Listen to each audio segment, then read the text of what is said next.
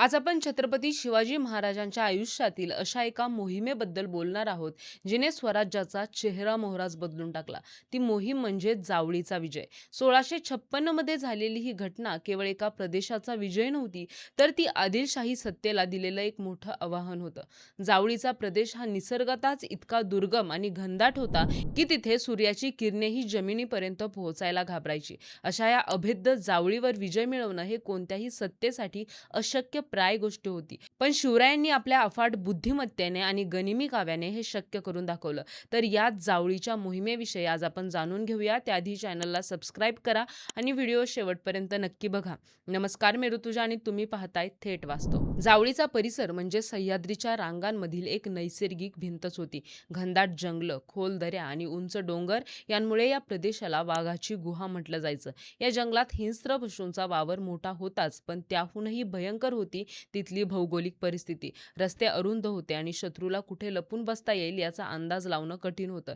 या जावळीच्या संरक्षणासाठी महाबळेश्वरच्या पायथ्याशी असलेला हा प्रदेश स्वराज्यासाठी सामरिकदृष्ट्या अत्यंत महत्त्वाचा होता, कारण इथूनच कोकणात उतरण्याचे मार्ग खुले होत होते.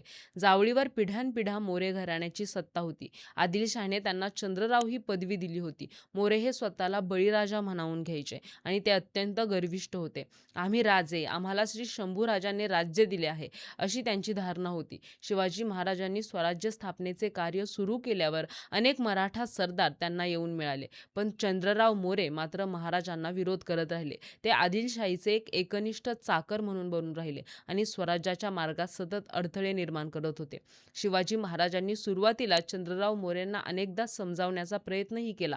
महाराजांचे धोरण स्पष्ट होते: शक्य असेल तिथे रक्तपात टाळून मराठा सरदारांना एकत्र आणणे.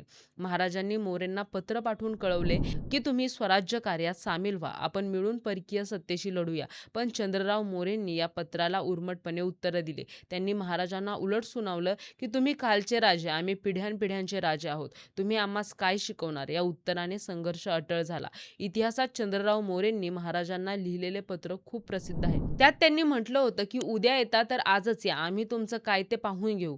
मोरेंचा हा अहंकार केवळ शब्दांपुरता मर्यादित नव्हता, तर ते स्वराज्याच्या सीमांना त्रास देत होते. महाराजांना हे कळून चुकलं होतं की जोपर्यंत जावळी स्वराज्यात येत नाही, तोपर्यंत दक्षिण दिग्विजय पूर्ण होणार नाही. मोरेंची ही मग्ररी मोडणे आणि जावळीवर भगवा फडकवणे हे स्वराज्याच्या अस्तित्वासाठी आता अनिवार्य झालं होतं.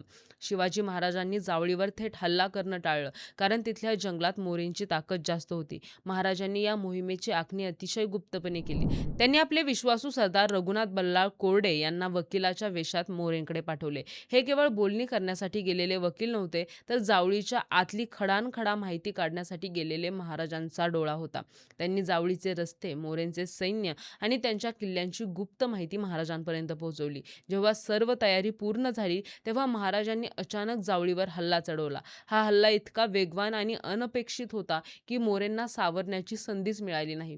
महाराजांचे सैन्य विविध मार्गांनी जंगलात घुसले. पावसाळ्याच्या सुमारास घनदाट झाडींचा फायदा घेत मावळ्यांनी मोरेंच्या सैन्याची दानात दान उडवली. चंद्रराव मोरेंना वाटलं नव्हतं की महाराज इतक्या दुर्गम भागात इतक्या मोठ्या ताकदीने उतरतील, पण महाराजांच्या रणनीतीसमोर मोरेंचा पाडाव झाला. या मोहिमेत रघुनाथ बल्लाळ कोरडे आणि संभाजी कावजी कोंढाळकर या दोन शूर सरदारांनी मोलाची कामगिरी बजावली. त्यांनी मोरेंच्या मुख्य गडीवर आणि त्यांच्या सैन्यावर जबरदस्त प्रहार केला.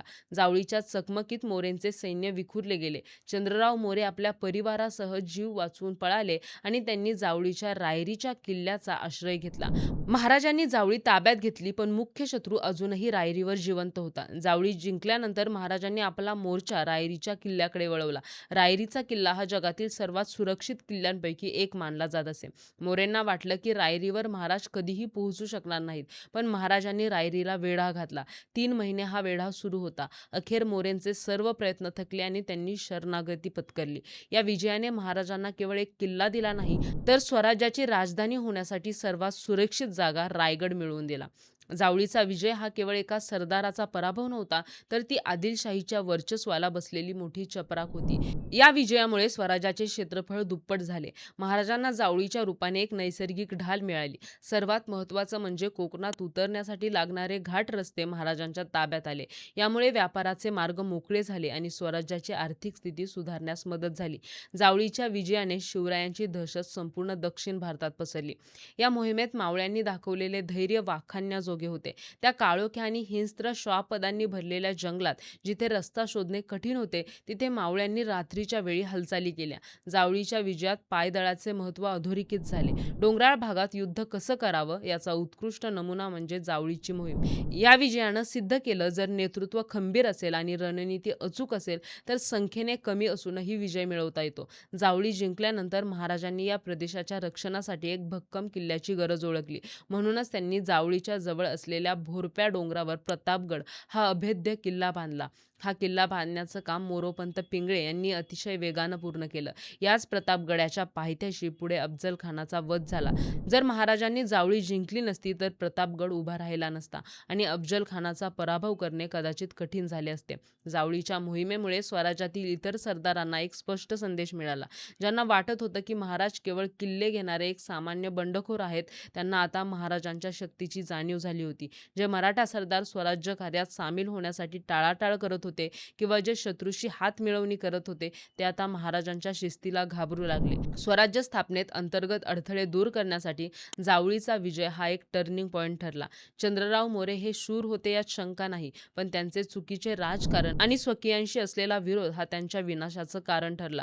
महाराजांनी त्यांना अनेकदा संधीही दिली होती, पण अहंकाराने ग्रासलेल्या मोरेंनी ती नाकारली. जावळीच्या विजयानंतर मोरेंची सत्ता कायमची संपुष्टात आली. पुढे त्यांच्या काही वारसांनी स्वराज्यात सेवा करण्याची इच्छा व्यक्त केली, पण ज्यांनी स्वराज्यद्रोह केला होता त्यांना महाराजांनी कधीही माफ केलं नाही.